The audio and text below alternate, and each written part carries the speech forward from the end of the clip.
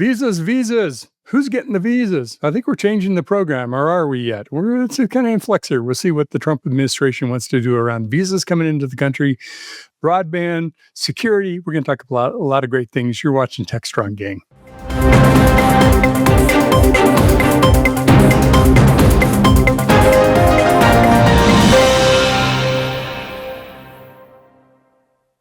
Welcome back again. Glad to have you here. We've got a great panel assembled.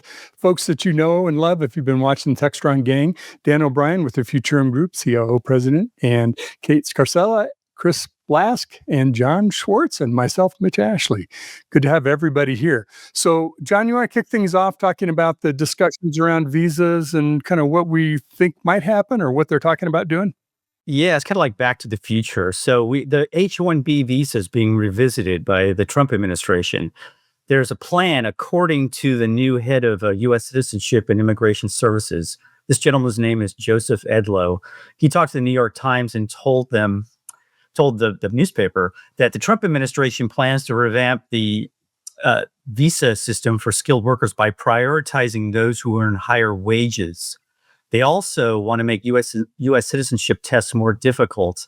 In a sense, it's kind of signaling this direction that they've been going in terms of immigration policy, and maybe even an admission that even predates them to the Biden administration that the domestic workforce isn't large enough to support our country's ambitions in AI and emerging technology. That's been an issue for years.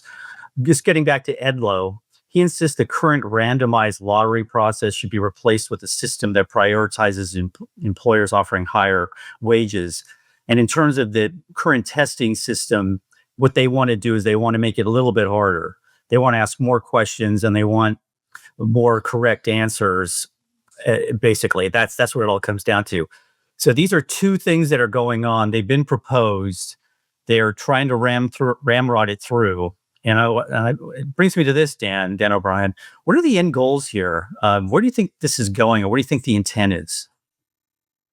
Yeah, listen, I think H-1Bs are a complex topic because they're wrapped up in so many, larger thematic things, right? It's about, not only immigration policy, it's about, skilled labor and building a competitive workforce. It's about, really building American competitiveness and key strategic industries. And there's certainly a labor component, right? In terms of how H-1Bs affect the, non-visa workforce, the citizen workforce, right? So, end of the day, I think the goal of H-1Bs is really good goal and noble goal, which is, we want to make America the place that the most talented and skilled labor from across the world gravitates to. A lot of that starts in academia. We've got some of the best, kind of colleges, universities, and institutions.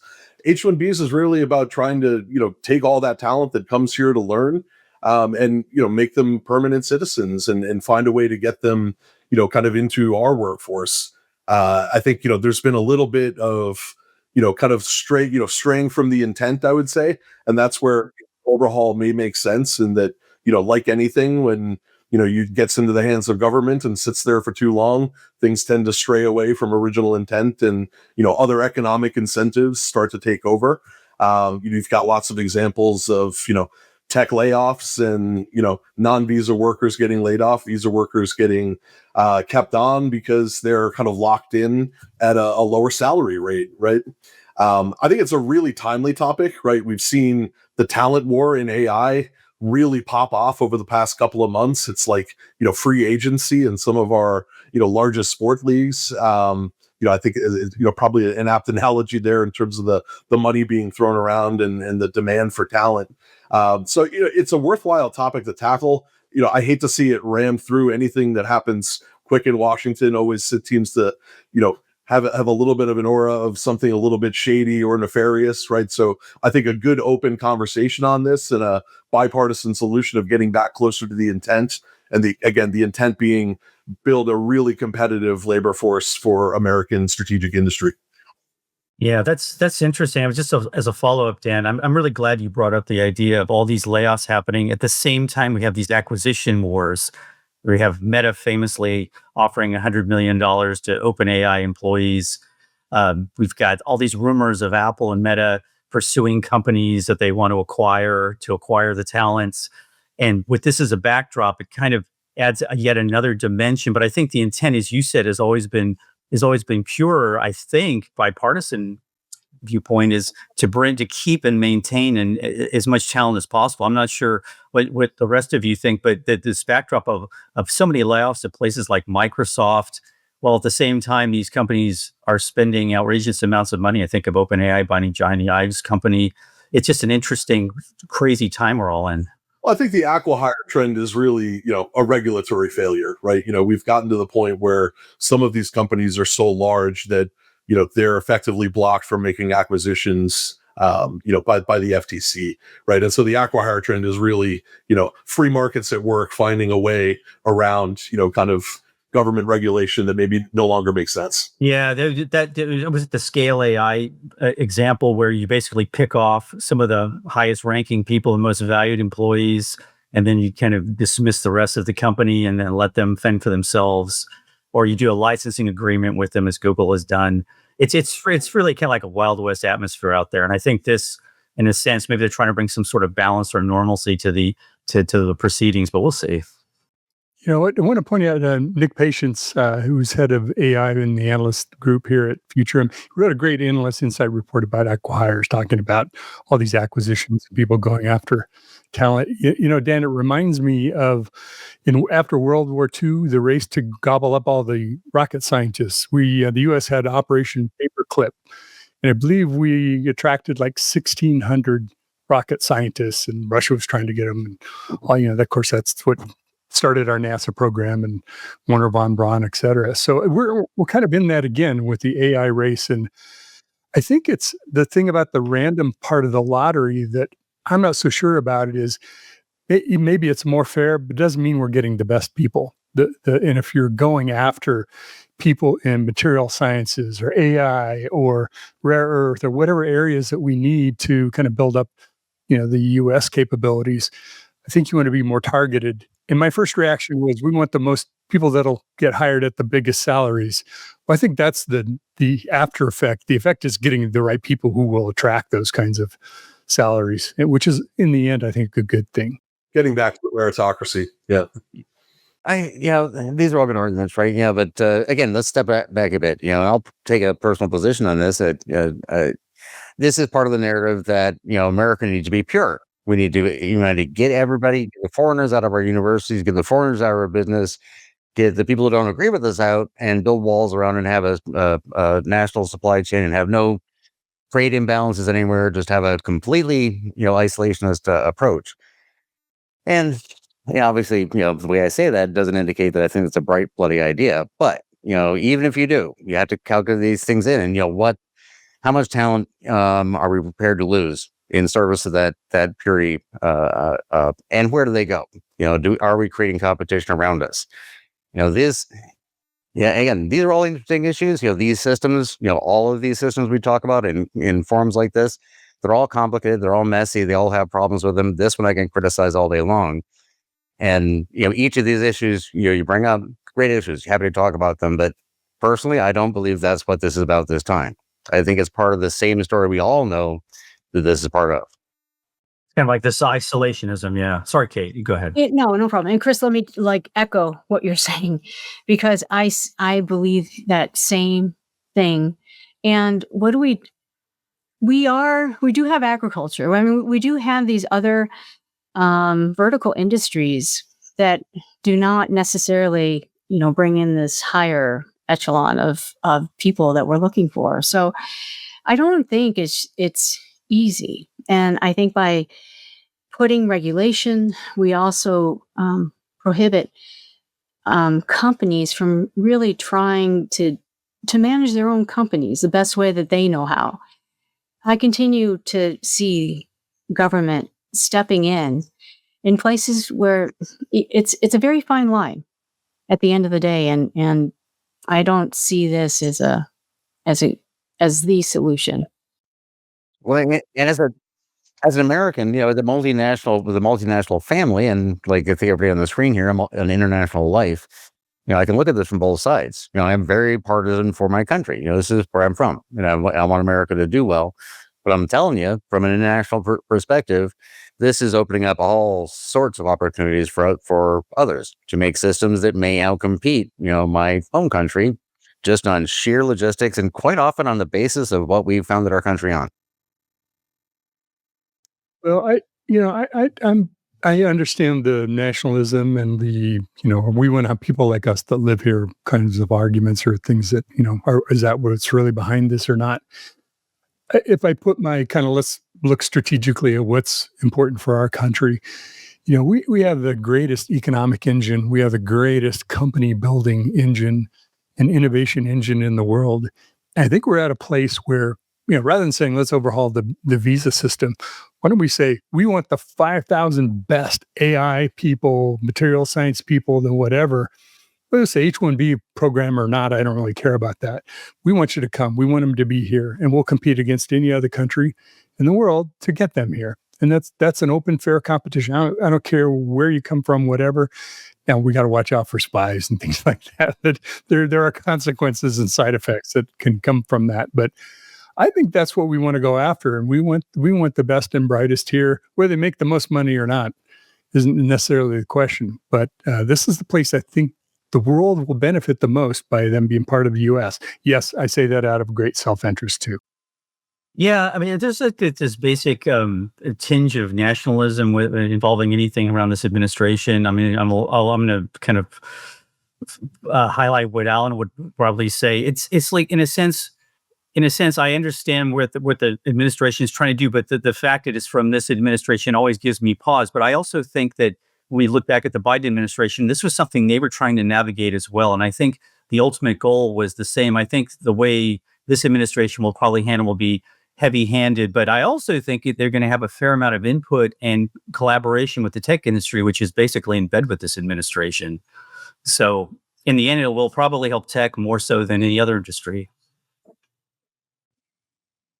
All right. Anybody else anything to say? We'll move on to our next topic. All righty. Why don't we do that? Thanks. I guess we'll have to watch and see what happens, see where this goes, and what are the reasons that we want to revamp the H-1B program. Discover Techstrong Group, the epicenter of tech innovation. We're your go-to for reaching IT leaders and practitioners worldwide. Our secret? Impactful content that sparks awareness, engagement, and top-quality leads.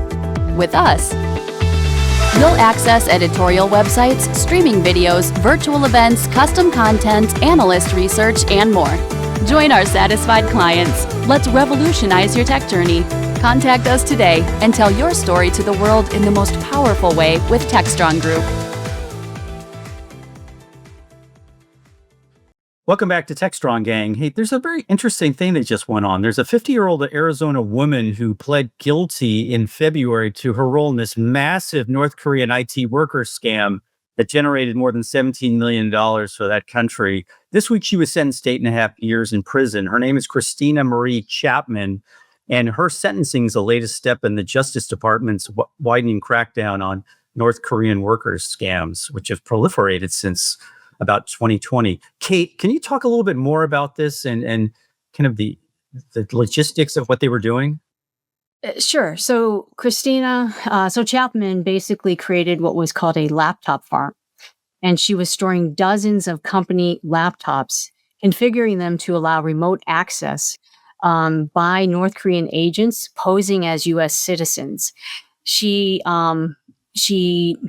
was stolen identities from 68 plus Americans. And, as you said, 17 million in illicit revenue, which is, crazy. The other significant point here is that it went cross-vertical industry. So what do we mean when we say that? It was media organizations, which is fascinating in itself, aerospace and tech companies. In this time that we live in, from media and disinformation, I think it was very definitely an industry that there was a reason why they went over that.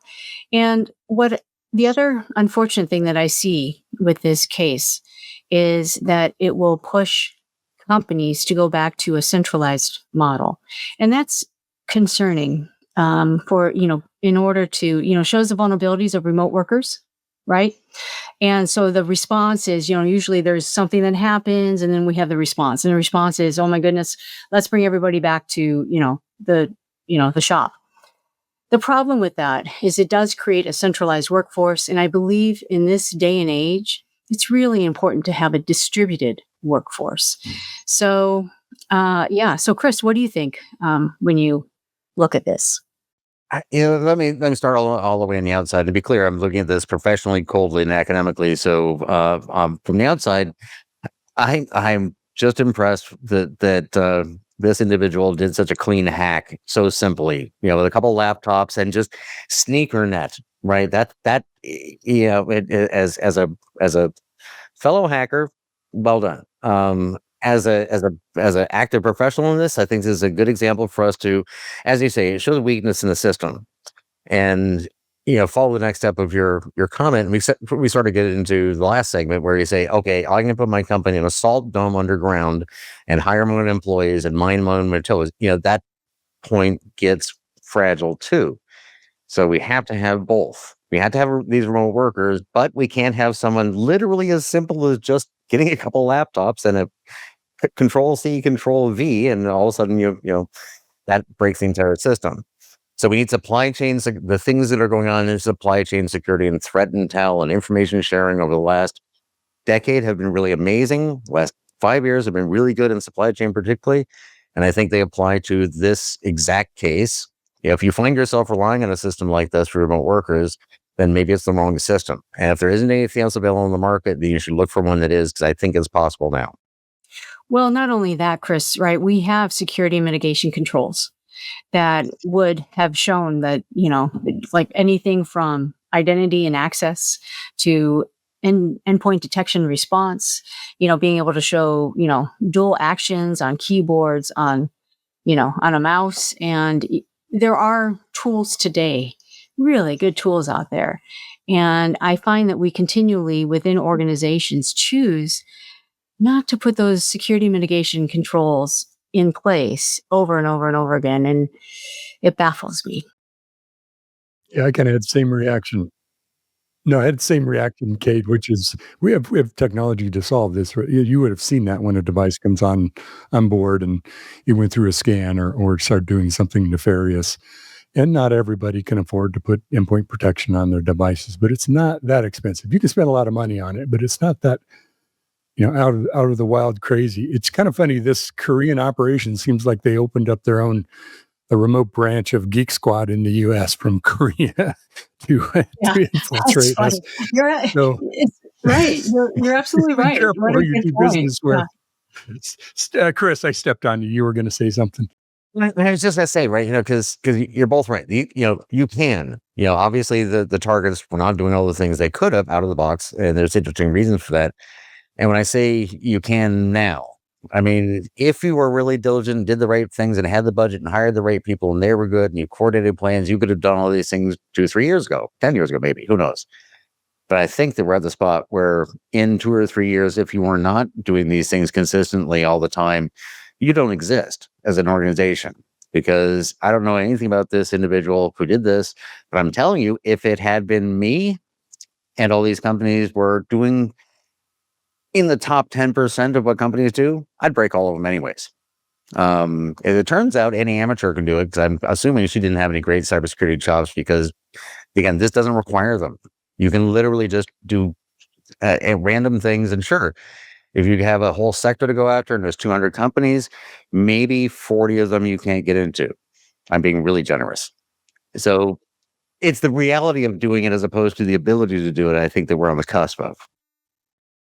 Can I ask you a question? So these types of scams have proliferated, especially in the last few years. Is that tied into leveraging AI tools to scale their operations, or is it something else?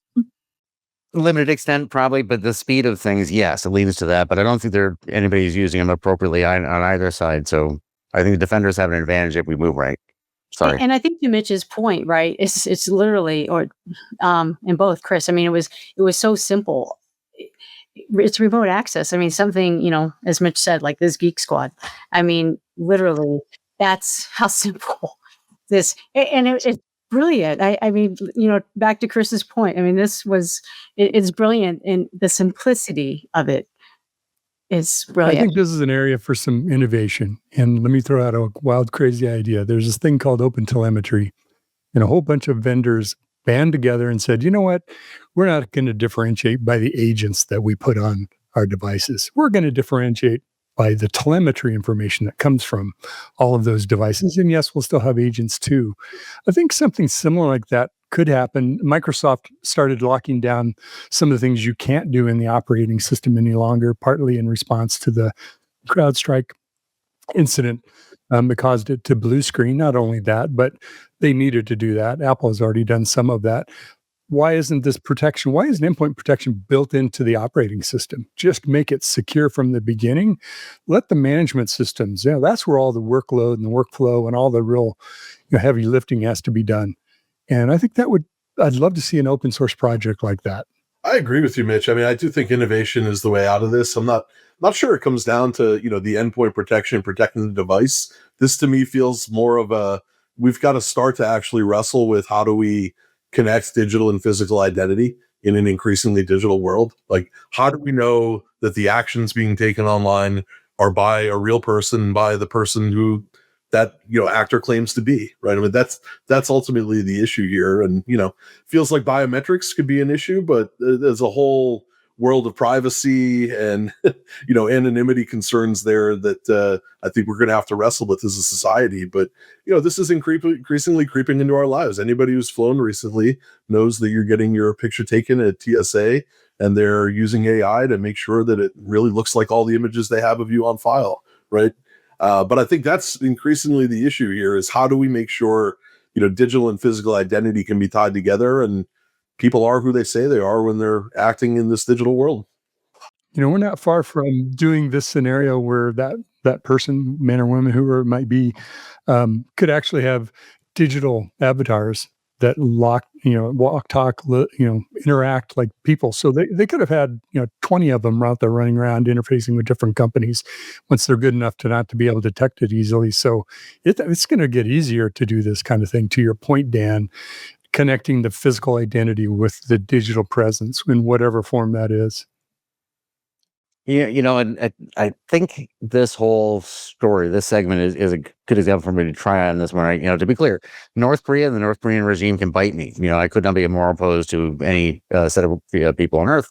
However, I like this story because this stuff happens all the time. Doesn't matter who the threat actor is, and it, as we discussed, illustrates it illustrates a structural flaw. And in what you were saying, Dan, right? Yes, it's all true. And in this forum, we're talking about things that are happening right now, things our audience can understand and do things with. AI is the term we use about this new semantic systems and so forth. And you all know, on the screen, and maybe some of the listeners are getting that's a big focus of mine. But I'm not going to sit here and preach it all because we need to think through this.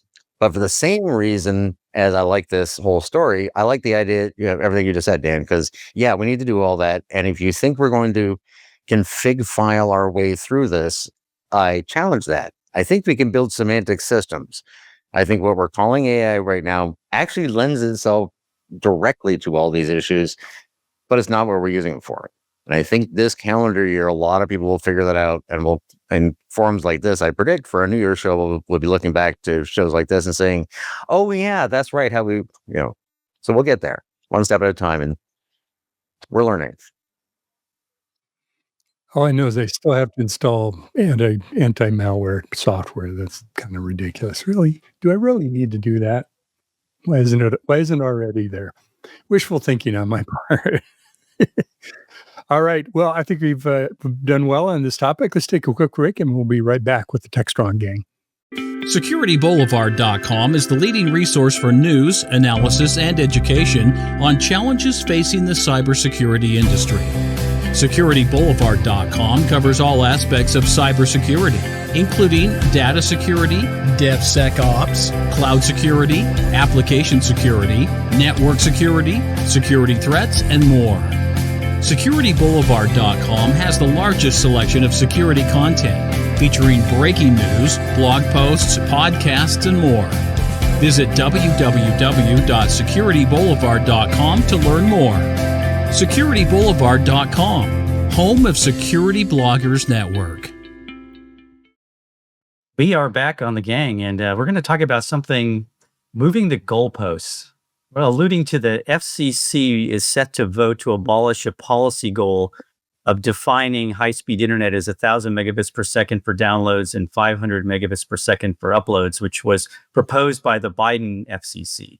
Well, we're under the Trump FCC, and they're proposing to maintain the benchmark at a slower 100 megabits per second for downloads and 25 for uploads. In a sense, they want to lower the goal for benchmark speed. And I'm wondering, what does this lead to, Chris? What are we looking at now?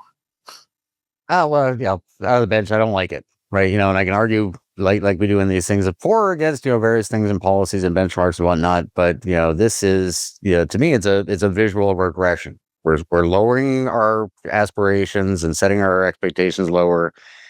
And as we get practical about this, bandwidth matters. This is digital democracy. People's access to information is directly connected to their abilities from childhood to, birth to death. And setting lower capabilities and access to information for lower economic strata, that's how you get ants. So 1 out of 10 would not recommend. Wait, in a sense, lowering the benchmark speed is likely going to create less investment for fiber networks and higher speeds they enable. Right, Dan? It's in a sense, it seems counter to what's going on right now in the rest of the industry. Yeah, listen, I think there's some good motive behind this, in that they're really trying to allow for what I consider to be incremental technologies like Starlink and Project Cooper from Amazon that are really taking and distributing what would be historically considered pretty good bandwidth to places that have never really been built out by, fixed infrastructure. But, I think we continue to consume, more compute, more data. We need more and more bandwidth. The existing regulation was actually really well incentivized to kind of drive private industry to continue to invest in the infrastructure that the country needs. I think it's being pulled back in order to really protect, kind of this, what I, again, consider a complementary technology. And, I just feel like this would be better served by having left the existing kind of regulation in place and really try to find a different way to create incentive on building out kind of the satellite style connectivity that is really, spreading to parts of the country that have been underserved by, existing infrastructure investments. Yeah, I agree. Taking an additive strategy on this makes a lot more sense to me. I spent some time in the broadband and also the cable industry. And when they put these standards in place, the part of the motivation for doing that is thinking of the network, whatever presence it is, whether it's wireless, now it's satellite with it too, as well as, fixed cable and fiber, is really having a substrate to innovate, whether it's businesses, people at home, in school, that we've got the technology, we've got the platform, we have the network to be able to do this. And frankly, competitively, internationally, we have to keep up. We can't just, it isn't what the market will bear, it's what the market will tolerate, because unless people invest in providing new services at higher speeds, they'll just continue to kind of milk the revenues that we get from that. But that's how we got 1 gig today. There's a standard called DOCSIS 4.0 that's put together by Cable Labs. I ran IT there. I also led a company called Curio that did all the certification testing of DOCSIS equipment. And that's what spawned DOCSIS, or that standard over cable and fiber, to move from 1 gig to 10 gig. That's the goal. And there you actually borrow a lot of technology from wireless to be able to do that. Some real innovation happened from that. So I think, to your point, Dan, it should be additive. What can we do to help the satellite folks or other alternatives? Maybe there's a point of presence where we can have the pop-up networks or whatever kind of business model might evolve out of what the military does today. There's a lot of innovation and opportunity to happen. I don't think lowering the standard is going to fuel that. Well, let me argue the opposite of what I started with, right? So, as I said, everyone's really not a big fan of standards and regulations and laws and so forth. We put them in when we have to, and sometimes they're really, really useful. But Dan, you touched on an important thing. And Starlink, I'm an early Starlink user. I happen to, know the nice lady that built the damn thing. Hi, Gwen. If you're watching, good good choice. It, and it is screaming fast down, but slow up. Doing a show like this, I have a long upload, and it's a different thing. And both in the, I can set up 5 miles offshore and do a show like this. And in those environments, we look at a lot of high and low latency and high and low bandwidth communications between devices on devices on open water. And in Civic AI, we're looking at the same thing. It's really a lot of low bandwidth stuff. In the similar way we over process, we're going to have Moore's law, get faster processed at bigger machines, bigger supercomputers. And at some point, you say we can distribute this, and we don't need all that. So all of that applies to my thoughts about this, because if it's always true, then we have to have exabyte downloads or something, or we can't have TV anymore or something. And it's not how that works. So, well, yes, I want to keep this one going up to all the points I was making. We also need to rethink how we're using bandwidth anyways, but that's a broader topic. I mean, I agree first with what Dan was saying. So sticking here with Dan, it's unfortunate that we have to, change these standards because, just coming from a network perspective, which, many of cybersecurity people came from, this whole idea of load balancing and I don't know why we can't create like an initiative like that. Like it doesn't take away. Why do we need to take away from one for the other? Why can't we just keep the one running? Let that horse run, and the other one will. Let's incentivize it, sure, but not take away from those standards. I don't. It just doesn't make any sense for me. I don't agree. Yeah, I just put myself in the shoes of, say a consumer in rural Appalachia who has never been able to get good connectivity.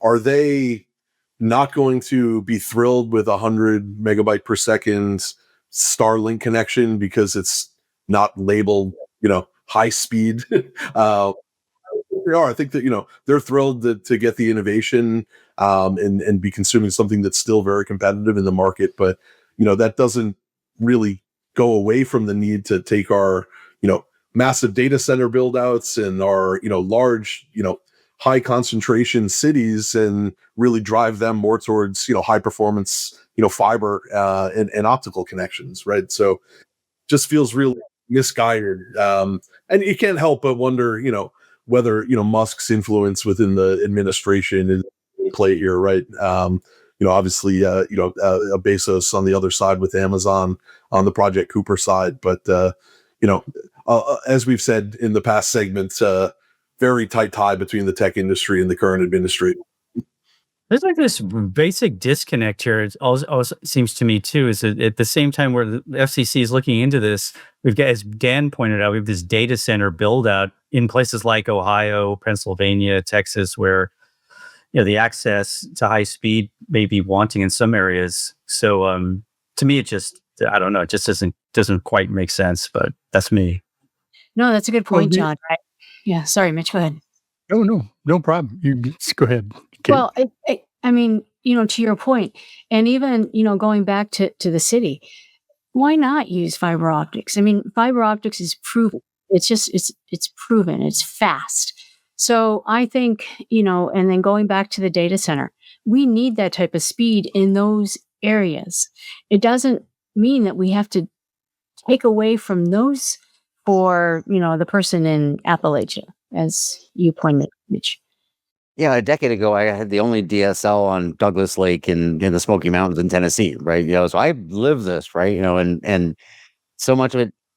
And again, the topic is sort of off topic, but if I had systems back then, they would just understand that I don't really need that 20 megabyte file all, just slow it down because I'm doing something else. And at the technical level, we talk about quality of service protocols and everything else, but we reach a level of complexity.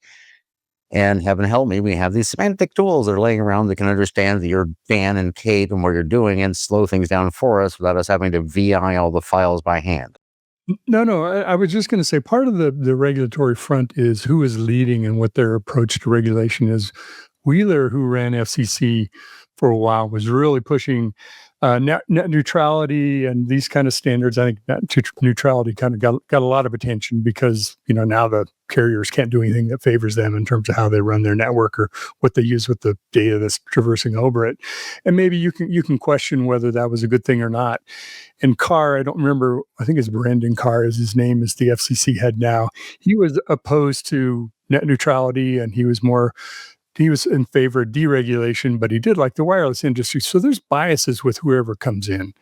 And I think it's Musk and others, but it's also who you put in charge to lead. And it is a very political position, the FCC, because it drives a huge amount of income revenue for the U.S. Go ahead, Dan. Thanks. Yeah, no worries. I was just going to add, at some point, I think we have to have the debate, at what point does connectivity become a public utility, right? Like water, like energy. I mean, I feel like we could argue we're already there and we've been there for a while. But, it's interesting that doesn't come up in the context of a debate like this. And this is exactly the kind of all my past political positions collapse into one on this sort of thing, because I think if we codified that in our traditional way right now, in 10 years, we would realize it was incredibly stupid, right? We can look at our recent past and say, here's how it's going in the future, but I just fundamentally disagree. So how exactly we navigate that, I don't know. I may have to, even burn my libertarian old hat, right? Because it's complex. We don't know, but we need to talk through it. We need to think through it. Yeah, I mean, what's more valuable, the post office coming to your house every day, or reliable digital connectivity? We've read our bets. I'm not sure they're the right ones anymore. Right, and how do we make a group decision on that without investing in a legacy technology and infrastructure that's just about to die, and all the other usual failure states? But maybe we're smart enough to navigate that. Well, and you have to go back to first principles of what is important about the network. It's data. That's the only thing that traverses over a network is data, right? It's the oil of a pipeline, in this case, a network. And if we had constrained pipelines for getting oil to different places for refineries and gas and technologies that deliver those goods to the nation, that would starve us. That would starve e-commerce. Commerce. That would starve transportation. Many things. And to your point about whether you want to nationalize it or become a utility, or we favor it with regulation and treat it like a utility, it really is, because if we constrain it or we don't lift it up enough to grow with what our needs are, we will continue to bump up against constraints that we won't be able to take advantage of. And we're going to go get those 5,000 AI scientists to come to the United States, join our visa program, but they want to have a network to do what they can do, because they're going to think of innovative things that take 5 times as much bandwidth as we use today. And that's about building that platform that we innovate on. That's a nice tie-in, Mitch, to the visa thing, because it kind of is related. Like, how do you encourage or maintain or keep people here while at the same time you're doing this other thing the FCC is looking at? I mean, it's just kind of a cross mixed message. Well, and I think Mitch, when you said it, it was very good. But let me flip it over or take exception with it, because I think what the most important thing about the network is the people. But we've built networks for the data, and how fast can I get the data, and how much data, and the quality of the data, and everything else. And we kind of lost the fact that there's humans. And again, we made AIs, but damned if they don't act just like humans, and we forgot about them too. Right. So we can get all the data moving back and forth, but we don't understand that my mom lives in Indiana and she, does this, and that and our systems don't recognize any of that. Then, we'll just keep engineering to the zeros, and increasing the bandwidth and having a Moore's law thing when none of us actually wanted those things, but we wanted to be able to talk to our grandkids and watch movies and. So we need to, if that makes us sound a little hippie, then I think that's kind of the point, right? So you're saying we should go back to using Gopher and some early standards for, looking at community bulletin boards. Well, I think if we look at what we actually want, maybe some old stuff. I know things that I have downplayed all my life, rituals and traditions and rhythms and so forth, turn out to be very human things, and we bake those out of our systems and we get really high bandwidth but no fidelity. So who cares, right? Well, we don't always recognize how important an innovation is, because I remember seeing Mozilla for the first time and I thought, what would you do with that? And then I started thinking about it. You start coming up with ideas. And my first reaction, okay, all right, looks like a document reader. But no, it's a lot more than that, really. Hugely innovative kind of technology. Well, we'll see whether they pull this back. Certainly, that's the direction that they're heading. So, well, thanks everybody for being with us today. Thanks to our great panelists, gang members that have joined us, and we appreciate you spending your time with us too. We've got a lot of great programming that's coming up on Techstrong TV. We yesterday we had the VMware event, really that's talking about the VMware platform 9, and some really innovative things that VMware has kind of restructured about. We talked about it on the gang yesterday too. And if you want to check that out, go to techstrongevents.com. You'll find a place you can go watch it on demand. I think it's worth checking out. Some really good talks and presentations there. Dan, Kate, John, Chris, Taylor behind the scenes. Thank you, everybody. And we will see you next time on the Techstrong Gang.